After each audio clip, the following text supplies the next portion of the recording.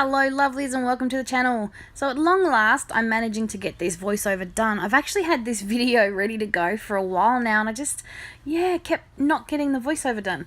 So this is an exciting one. This month I am a guest designer on the Scrap the Boys challenge. Now the Scrap the Boys challenge is one of my absolute favorites because we know that I have a fair few boys to scrap. So I always find the time to try and do this challenge as often as I can, and I just love the prompts. It always helps me really sometimes, get out of the box with my scrapping. You know how much I love doing challenges, and this is one of my favorites.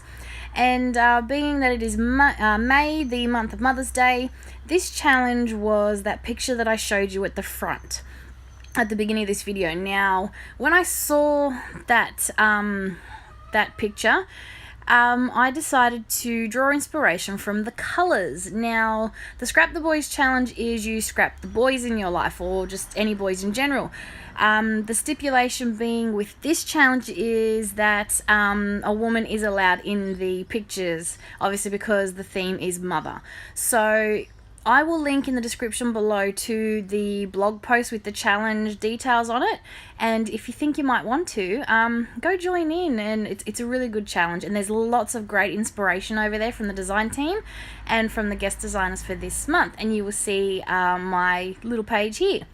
So I am using my Distress Oxides, and I'm using Cracked Pistachio and Abandoned Coral. Now these are the two colours that I felt were closest to the colours on the I'm going to call it a mood board. I don't think it's really a mood board, it's more of a challenge prompt, but yeah. So, and also I think is it a carnation, that little flower that was on the picture?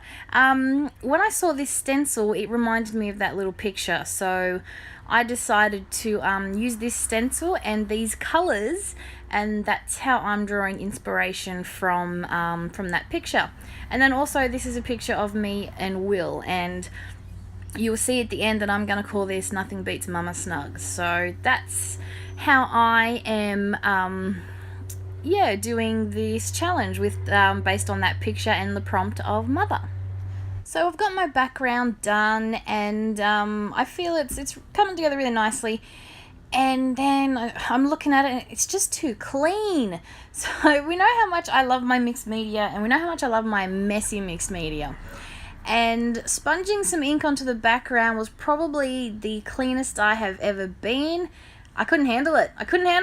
I needed some mess. I needed some chaos. So I mixed up, I smushed my Abandoned Coral onto some plastic, mixed some water, and then flung it at my page with a paintbrush. And I feel so much better. Just messy splatters is probably the most basic form of mixed media, messy, arty, grungy you can do, and it's so easy, and it just makes me happy inside. So I was going to do it in both colours, but then once I did it in the coral, I was quite happy to leave it like that. I like how the pistachio then just pops from that page. So then I went through my paper stash. Yeah, I went and got through my paper stash. I was quite impressed with that. And I was looking for some papers in these colours. I ended up finding some papers in a mint colour that would work. So the fact that I've splattered the coral and I'm using that mint, or the pistachio by itself, it means when I layer up my papers together, I can use that mint colour, which I do, and that sort of ties all my layout together. So because I wanted to have a bit of a grungy feel, I'm ripping my black background pattern paper. I do a very bad job of it, but I decide to not let that bother me. I decide to just go with it because this background isn't as messy and grungy and mixed media as I've done in the past, so I don't need to keep my lines on my paper neat and straight to balance it out. So the fact that this is a real hot mess of a ripped piece of paper, I think it works because my background is sort of, clean and simple. Well, it's as clean and simple as I'm going to get. But yeah, it just worked for me. And then I tried really hard not to overthink it too much. Normally, in the past, I would have hated this and started again. I'm very bad at ripping. For some reason, when I try and rip paper, I fail miserably. How do you fail at ripping paper, people? I don't know, but I do. So, yeah, in the end, I left it, and then I matted it on some of that mint paper, and I've cut that, nice and square, and then I've grunged it up with my scissors. I do have a distress tool somewhere. I couldn't tell you where it is, though. Could not tell you where it is. So I just use my scissors just to rough up those edges a little bit. So now I'm going to stick it all down with double-sided tape, and then I'm going to work on embellishing it. Now, I've been struggling with embellishing my layouts lately. I think it's because I'm so mixed media heavy. I tend to focus all my attention on the background and that mixed media aspect, that when it comes to embellishing, sometimes I really struggle. But in this case, I wanted to bring in some more of that black, so I thought I'd go and hit up my tub of Charms Creations. Yeah, I have a few. And I thought I might put one of these down. I wanted to use a heart, but I don't really have many in colour combinations that would work. But I was lucky enough to find these two black ones, and I figured that this black and white one would work. So I was going to stick it there, and I thought, that's looking a little plain, I don't like it. And it just so happened that one of the papers I pulled out had this floral pattern on it. So I did something I never do, and I decided to fussy cut bits of these florals out and make a little cluster behind my heart. Because that heart is very three-dimensional, I thought it would work, and yeah, it would look alright to have this little cluster behind it. I was contemplating colouring the florals with my Distress inks, but in the end I don't. I just leave them plain. I think because of all that colour on the background, it works. And I didn't want to, throw too many, I didn't want to bring any new colours in. And if I had have coloured, painted with my Distress Oxides in the same colours as my background, I think it would have gotten a bit lost. So I've just left it and bringing in more of that black and white. And then I'm just tucking it behind this heart to make this a little bit of a cluster. And yeah, I actually like how it works out. I think it turns out pretty good. I'm just using some wet glue to glue them down, and that's also how I adhere down my heart. I used to struggle with the Charms Creations because they are made of fabric and a bit chunky. I wasn't sure how to adhere them. It turns out just a lot of wet glue and a bit of pressure, and they hold really well. So yeah, keep that in mind. So to finish off my cluster, I'm just using little bits and pieces cut from the paper. Literally, I used the pieces on the edge that aren't quite, so not the full florals, because I'm tucking it under the edge and under the heart.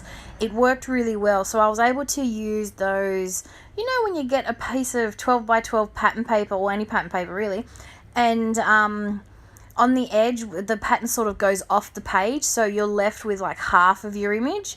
I just use those, and I've tucked those straight edges under my picture and under my heart, so I was able to use those little pieces. And then on some of them I cut out, I very, very loosely cut the florals, and then I had a few branches, so I just tucked them in a few little areas, and I ended up with a nice little cluster that I was really happy with.